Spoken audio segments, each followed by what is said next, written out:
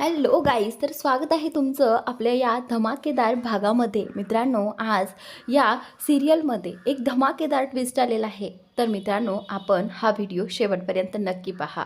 तर मित्रांनो, आता इथे युगंधरच्या सांगण्यावरून पृथ्वी आता पोलीस स्टेशनला चाललेला असतो. पोलिसांना त्याला स्केच द्यायचं असतं, कारण त्या गुंडांना इथे पृथ्वीने पाहिलेलं असतं, ज्या गुंडांनी आनंदीला किडनॅप केलं होतं.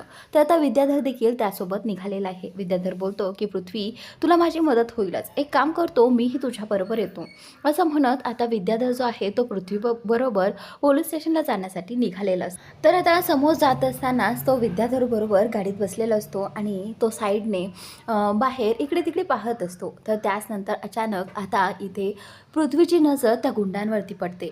आत्तापर्यंत त्या गुंडांना सगळेजण शोधत होते, पण आता पृथ्वीची नजर त्या गुंडांवर पडताच इकडे पृथ्वीने विद्याधरला गाडी थांबवायला सांगितली आहे. तर विद्याधर पृथ्वीला विचारतो की काय झालंय पृथ्वी.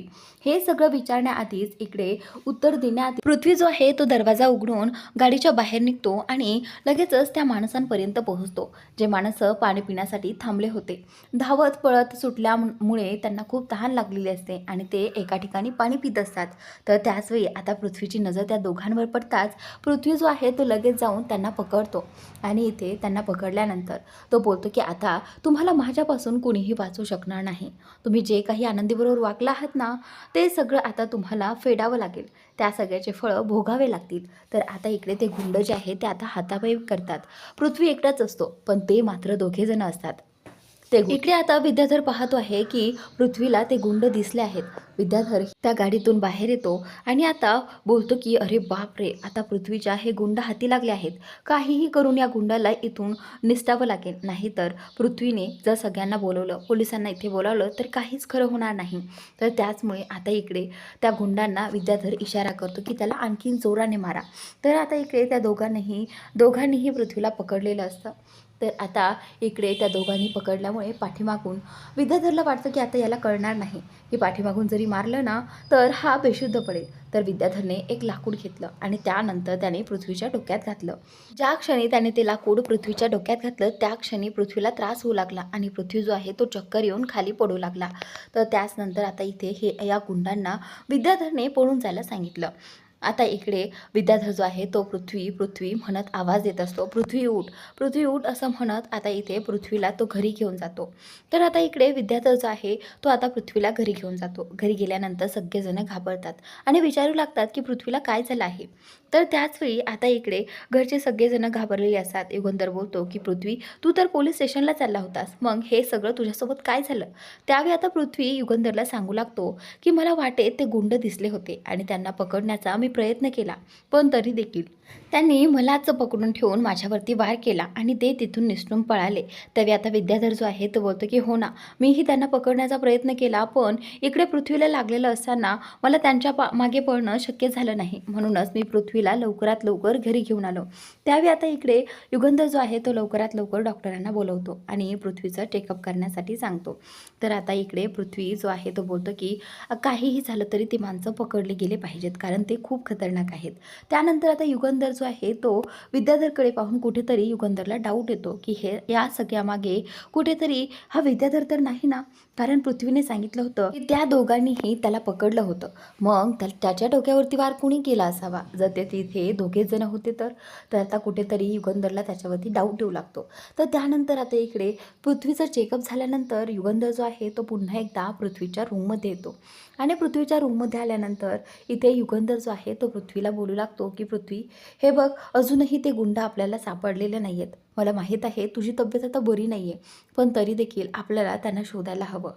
एक काम करतो का, मी त्या स्केचवाल्याला इथे बोलावून घेतो, तर तू सांगू शकतोस की त्याचं वर्णन कशा पद्धतीने तो आहे, कशा पद्धतीने ते दिसतात. तर आता इकडे हा जो पृथ्वी आहे तो बोलतो की हो चालेल, तुम्ही त्या स्केचवाल्याला बोलावून घ्या, मी सांगू शकतो. असं म्हणत आता पृथ्वीने इथे स्केचवाल्याला बोलायला सांगितलं. तर त्यानंतर आता इकडे युगंधरने थोड्याच वेळात त्या स्केचवाल्याला फोन करून सांगितलं की तुम्ही आमच्या घरी या. तर त्यावेळी आता इकडे युगंधरने सगळीकडे नाकाबंदी करायला सांगितलेली असते पोलिसांना सगळ्यांना, कारण जर ते गुंड या शहराबाहेर गेले तर ते आपल्याला पुन्हा लवकर सापडणार नाहीत आणि पुन्हा आनंदीच्या जीवाशी खेळणाऱ्याचा आपल्याला पत्ताही लागणार नाही आणि पुन्हा ते हे सगळं करायला धजवतील. म्हणूनच आता इकडे युगंधरने पोलिसांना सांगून सगळीकडे नाकाबंदी करायला सांगितली आहे. तर आता हा विद्याधर जाम घाबरतो आहे, कारण जर ती गुंड यांच्या हाती लागली तर विद्याधरचं काही खरं होणार नाही. ते आता तो स्केच आर्टिस्ट आलेला असतो आणि पृथ्वीच्या सांगण्यावरून त्याने स्केचही काढलेला आहे. ज्या व्यक्तीला त्याने पाहिलं होतं त्या व्यक्तीचं स्केच काढल्यानंतर इकडे आता सगळीकडे ते स्केच जे आहे ते पाठवलं जातं. पोलिसांपर्यंत ते पोहोचलेलं आहे आणि न्यूजमध्येही सांगितलं गेलं आहे की या माणसांना शोधणं आपल्यासाठी खूप आवश्यक आहे. तर त्यावेळी आता इथे पोलिसांना आणि बाकी सगळ्यांकडे ही न्यूज पसरलेली असते की ह्या माणसाला ताबडतोब शोधा. इकडे आता युगंधरने देखील शिर्केंना फोन करून सांगितलं आहे की तुम्हीही कामाला लागा, स्केच तुमच्यापर्यंत आलेला आहे. तर त्यावेळी आता इथे शिर्के जे आहेत ते बोलतात की हो. शिर्के काही माणसांना घेऊन त्या व्यक्तींना शोधू लागतात ज्या व्यक्तीने आनंदीवरती हल्ला केला होता, आनंदीला किडनॅप केलं होतं. तर त्याचनंतर आता इकडे पुढे जाऊन आनंदीपाशी अजूनही मालक साहेब बसलेले असतात आणि आनंदीला विचारपूस करत असतात. त्यावेळी आनंदी जी आहे ती बोलते की हे पहा मालक साहेब, माझ्यामुळे कुणालाही काही झालेलं नाही पाहिजे, कारण मी आता व्यवस्थित आहे आणि माझ्यामुळे पृथ्वीला किती त्रास झाला. जर आणखी कुणाला त्या गुंडांनी त्रास दिला तर नाही जाऊ द्यात ना, आता मी तशीही बरी आहे, काही गरज नाही आहे त्या गुंडांना शोधण्याची.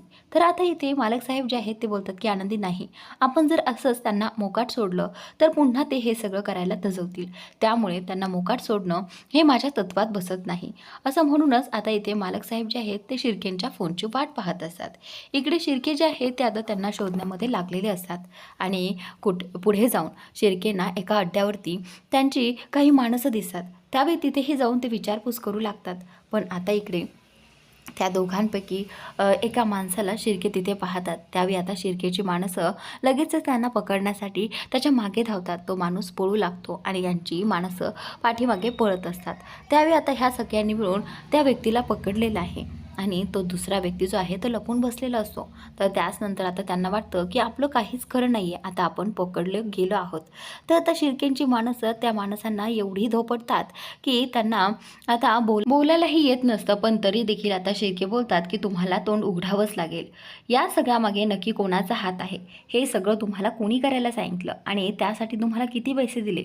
त्यावेळी आता शिर्के जे आहे ते बोलतात की आत्ता आम्ही तुम्हाला यापेक्षा डबल पैसे देऊ, पण आम्हाला कळायला पाहिजे की हे सगळं कोणी केलं आहे. तर त्यावेळी शिर्क्यांनी पैशांची लालच दाखवून इथे त्या माणसांचं तोंड उघडं केलं. त्यावेळी ती माणसं जी आहेत ते बोलतात की हे पहा, आम्हाला हे सगळं ना विद्याधर सरांनी करायला सांगितलं होतं.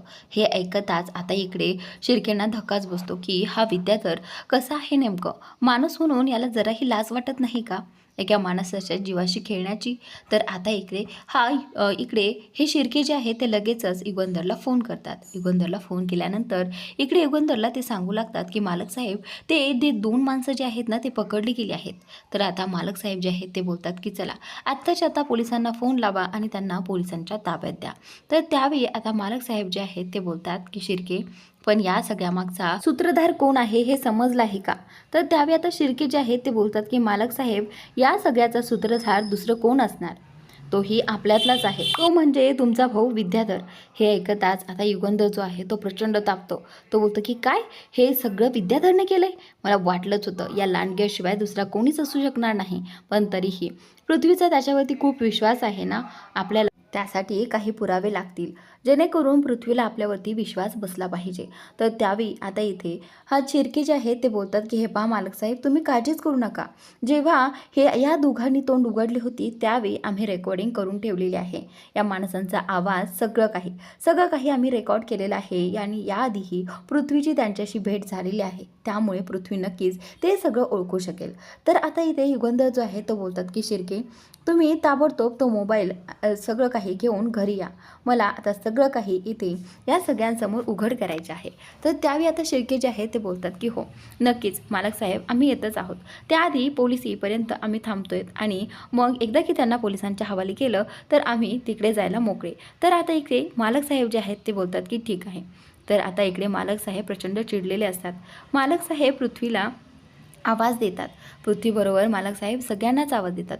शिल्पाताई, आनंदी, विद्याधर सगळ्यांनाच ते बाहेर बोलावतात आणि बोलतात की हे पहा पृथ्वी, तुला माहीत आहे का या सगळ्याच्या पाठीमागे, आनंदीच्या अपहरणामागे कोण आहे. तर त्यावेळी आता इथे पृथ्वी जो आहे तो बोलतो की म्हणजे ती माणसं सापडली, म्हणजे त्या लोकांनी त्यांचं नाव सांगितलं. तर आता इकडे युगंधर जो आहे तो बोलतो की हो पृथ्वी, त्या माणसांनी नाव सांगितलं आहे आणि त्या माणसाने दुसरं कोणाचं नाही तर या तुझ्या काकाचं, या विद्याधरनेच हे सगळं केलं आहे आणि या सगळ्याचा सूत्रधार तुझा काकाच आहे.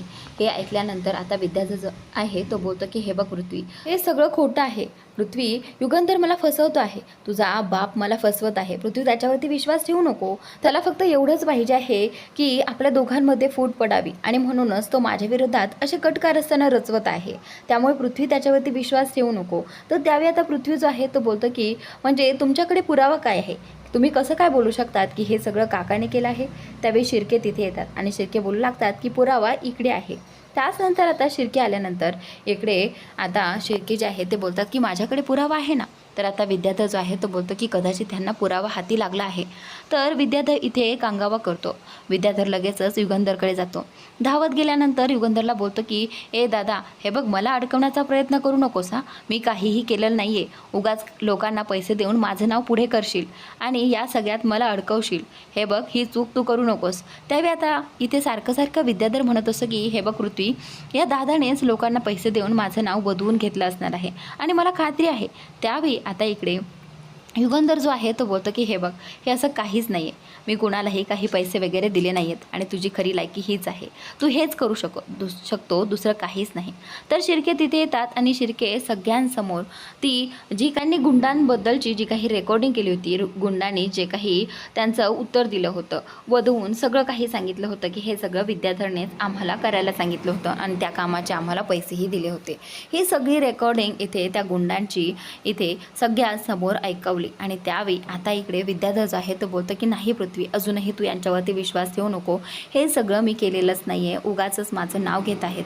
तर त्यावेळी आनंदी जे आहे ते बोलते की हे पहा मालक साहेब, प्लीज तुम्ही हे सगळं थांबवा. कुणीही कुणाला दोष देऊ नका. हे पहा, जे झालं आहे ते झालं आहे, पण या सगळ्यामुळे आपल्या सगळ्यांमध्ये भांडणं होत आहेत आणि मला हे नको आहे असं आता आनंदी सगळ्यांसमोर म्हणत असते. तुम्ही सोडा मालक साहेब त्यांना. तर विद्याधरने इथे युगंधरला पकडलेलं असतं आणि त्या दोघांची हातापायी इथे चाललेली असते. त्यावेळी आता इथे युगंधर जो आहे तो बोलतो की नाही आनंदी, आता यावेळी मी याला माफ करणार नाही. दरवेळी मी याला सोडून देतो, पण यावेळी मी ती चूक करणार नाही असं म्हणत आता इथे युगंधर जो आहे तो लवकरच विद्याधरला पोलिसांच्या ताब्यात देणार.